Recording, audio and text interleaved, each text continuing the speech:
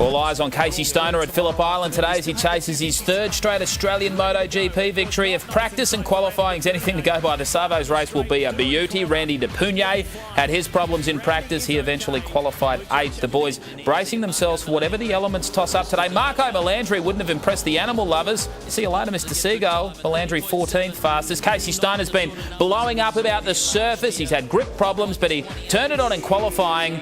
Denny Pedrosa secured a front row start despite coming a gutser, lost the nose going into the southern loop. The Spaniard third fastest. He was 0.7 of a second off the pace. Valentino Rossi's looking to extend his championship lead today. He's 18 clear of Lorenzo, who'll start 4th. The doctor thought he had pole after clocking 1 minute 30.39 late in the session, but Stoner stole the show with a last lap screamer. The former world champion, just his second race back from that long layoff with illness, turning it on at the death. The home fans loving it. Stoner sealing his first pole since the season opener. Time to tee it up with the European Golf Tour moving day at the Portugal Masters. Padraig Harrington going the wrong way on the leaderboard. The Irishman dropping from outright third to a share for 9th with a 1 under par 71. He is 6 shots off the pace at 14 under the card. Charles Schwartzel's been in contention all week, but he too slipped a little with a 71. The South African in a share for 5th at 15 under. Nice way to save par there at the 12th. Overnight leader Francesco Molinari kept himself in the mix with a 68. It's the third straight day he's shot in the 60s. The Italian picking up his first shot at the second. He ended up nailing 6 birds, but gave a couple of shots away. He is outright second at 19 under. One behind Retief Hussein, who tore it up again, matching his 8 under second round with another 64. His eagle at the second to highlight. That was after birdieing the first, as you do. Hussein with just the one bogue as he nailed 7 birds to be at the top at 20 under. A nice form reversal from the 40-year-old who failed to win a match at last weekend's President's Cup.